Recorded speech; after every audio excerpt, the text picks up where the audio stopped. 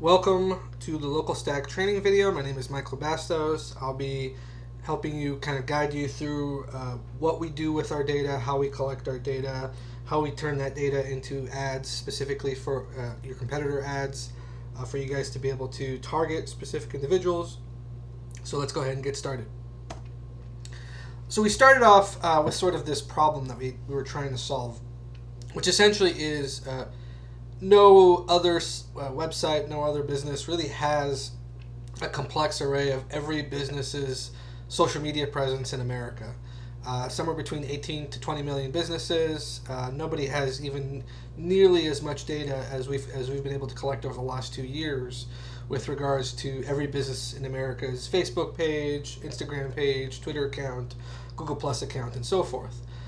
This was sort of very important for us because we wanted to essentially create a map of everyone's accounts so that we could then collect and collate what people were saying about these businesses, how they were saying it, whether those things that they were saying were positive or negative, etc. And that's kind of where we initially got started, is taking that base record data and kind of building it out from there, if that makes sense. So then, up until now, nobody has really had that data, but now because we've collected this data, it's sort of available to you on the get-go. And what we've done essentially is we've aggregated that information, we've validated it, we've mapped it to those individual businesses, and we've kind of created an analysis of that data for you guys to sort of take advantage of. We essentially provide SMB enhanced social data, and with that social data that we're providing, we're creating ads and advertisements for you to be able to essentially go out and target your business's competitors essentially using that social data. So let me kind of quickly explain how that happens and how we do that, just to give you sort of an idea. So the first thing we do is we find the social presence for each of those businesses. So we go through and we research, our algorithms sort of go out and find the Facebook pages and the Twitter accounts and Instagram accounts and the Google Plus accounts. We use a lot of Bayesian mathematics to be able to determine whether or not that particular business social account is the actual social account for the business in our base record data set. So, everything from the business name being 100% accurate or semi-accurate to the location of the business, ensuring that, the addresses are correct, locations are correct, and so forth. And from that, once we have that sort of mapped in process of knowing who these businesses are, knowing sort of what their social accounts actually are, that sort of gives us an opening to be able to go in and actually start collecting all sorts of data about those businesses, including the images that they post, the videos that they post, the people that are essentially commenting on those videos and those images and those posts, the tweets that they send out, and the people that are responding to the tweets, or the people that are tweeting those businesses directly. All of that, are things that we sort of collect. Whether a business posts a picture on Instagram and gets, 100 comments and so forth. Our goal is essentially to track all of that and see who's saying what about whom and so forth. And then off of that, we essentially analyze the users with those interactions. So in this example here, you can see we've sort of taken a user that has tweeted about a particular business, and we've analyzed that tweet, and we've analyzed that user on Twitter, and then we've essentially mapped that user on Twitter to his or her real identity on Facebook and his or her real identity on Instagram. And once we have that sort of crucial mapping process of we know who this user is on all of our platforms, essentially, that opens up the door for us to be able to really understand and know who we need to target this as a user, and sort of the approach that we need to do in terms of connecting who this user is to their actual, to our ability to target them directly on Facebook or on Twitter or on Instagram. Currently, we only provide Facebook ads, but we'll slowly roll out the other networks shortly. Off of this collected data, really, it's just a matter of us rinsing and repeating for all of the competitors associated with that particular category. So once we're able to essentially find those users that have commented and or tweeted, really, it's sort of a benefit for us in that the comments, tweets, and mentions about the business sort of show a proven track record of interactions that goes beyond just a simple like. That means that essentially we've found people that we can target that didn't just like a page for the sake of liking it or because their friend liked it.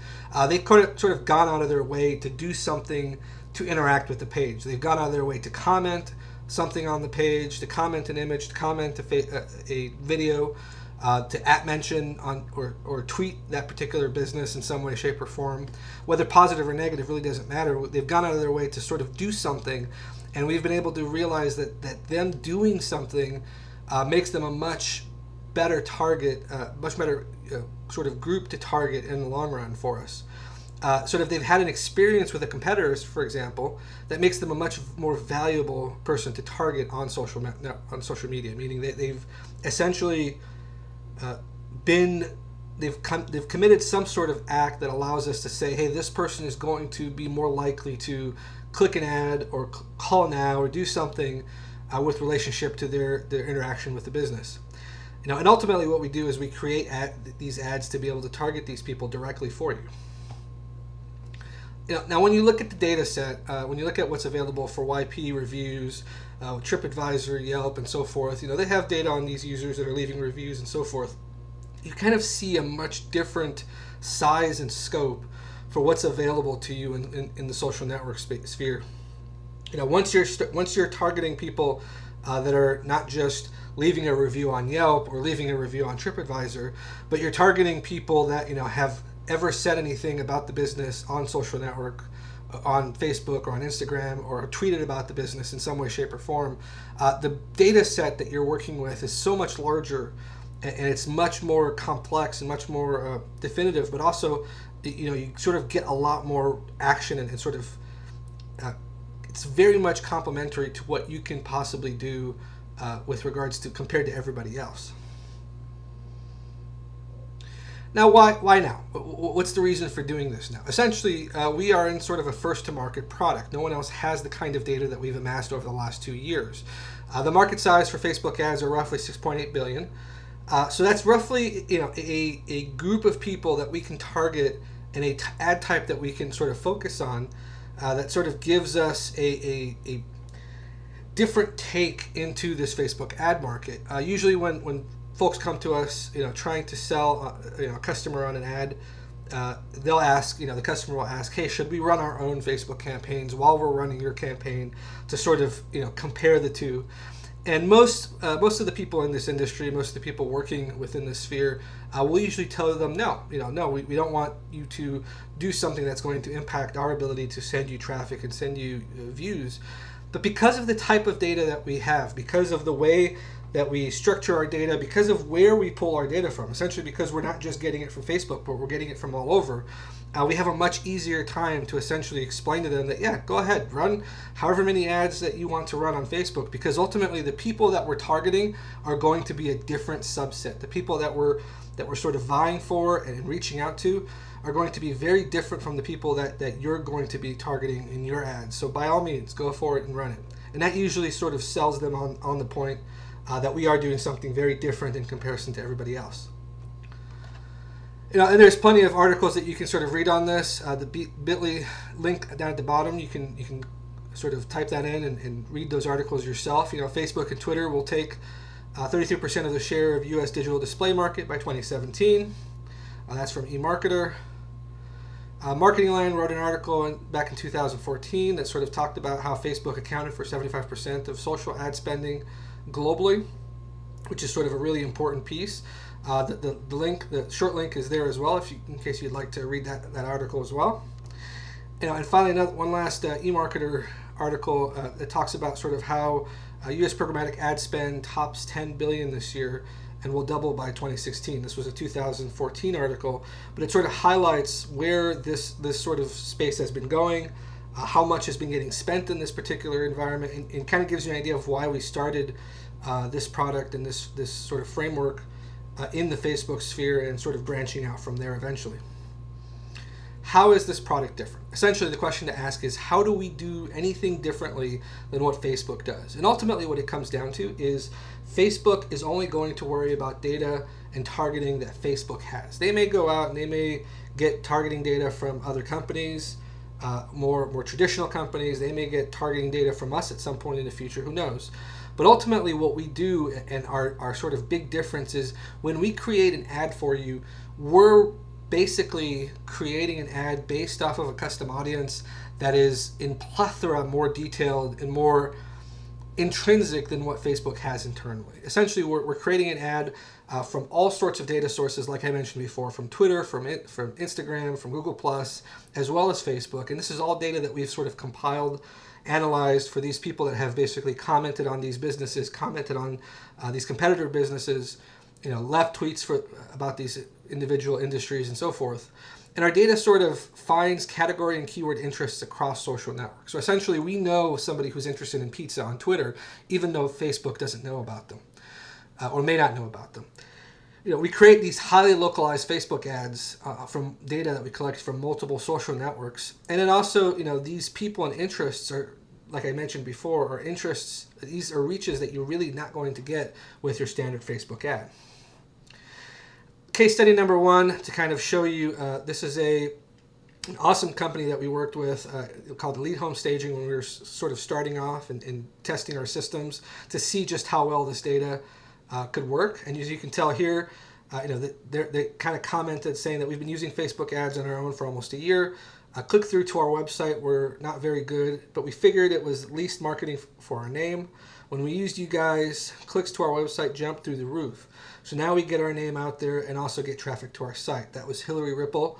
And you can kind of see that their numbers in March before they started using us, they were spending about $1,000 on Facebook spend. Their CTR was roughly 0.05% on average. Come April, their same Facebook spend, but with our custom audiences, with our system in play, their CTRs got bumped up to 3.2% on average, which was great for them. And they actually are still a customer with us to this day. This has been at least a year or more ago that they joined our family and sort of started working with us on that. So it kind of gives you an idea of the approach, how we sort of interact, but also how well we believe our results are, that we can essentially show you, sort of these jumps in interactions because of, like I mentioned before, the targeting of who we target is very important. Case study number 2, this was a styles by Selena. She was an independent self-employed hairstylist, tried to do a couple of website deals in the past, also tried to do sort of a Facebook promotional app. None of these were really working out for her too much. Really, her primary problem was she wasn't getting repeat customers. She was only kind of getting the bargain hunters from the Groupons and from all these other components as well. She tried to do sort of her own Facebook ad spending on her own, and it wasn't really doing anything but really promoting her posts and not really getting customers or traction in the door.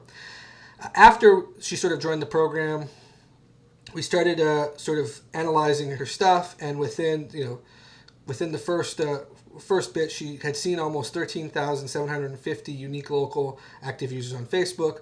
Of those impressions, her ad was clicked about 40 times, of which 22 active users clicked through to her website. Of those users, she received roughly 2 inquiries on retaining her services. Now think of it this way. The average cost of her services were roughly between $400 and $700 per wedding. So with a total ad spend of $70 roughly on our platform, she's looking at a 7 to 10 times return on investment just from booking one wedding. And that's just one, that's just if she does one, not necessarily if both of the inquiries go through. So it kind of gives you an idea of how that kind of worked for her. Again, another one that's still a customer with us to this day. Love sort of getting these sort of this sort of informational stuff out there to you guys, so you guys kind of see and break it down on your own. Case study number 3 actually comes from the guys over at SmartReach. They had a New Orleans market, with a local theater that had sort of to sell out. They sold out their tickets after the first show running. Roughly $1,000 worth of social conquest for 1 month, after receiving a click-through rate of roughly 57%. This was a great success story because they sort of had tried everything. They had tried doing stuff on their own. They had tried going through box office programs and so forth, and it was great to sort of see the benefits and how we're able to provide that for them. And they're not a continuous customer. They just come to us whenever they have shows that they really want to promote. But it's still great to see sort of that, those years of implementation and tests sort of working out for them. Okay, so kind of Q&A, question number one, what that you guys kind of had was why the 5 to 10 mile limit? Really the limit is based off of months of testing that we did. We wanted to sort of figure out what the distances were that would give us the greatest amount of results and the greatest amount of clicks with the least amount of spend. Eventually, we'll try to get to where we can let you set your own distances and ranges for localized ads, but we're not there yet. We're just sort of working our way into trying to get these success stories out there and trying to get the current ads to sort of benefit as best as possible from what we're doing. But eventually, our goal is to essentially create localized ads that are state by state or nationwide. And this is a huge goal for us. This is sort of our plan for the future because we know we have a lot of national clients that want this as well, want the same kind of click-through rate, want the same kind of data.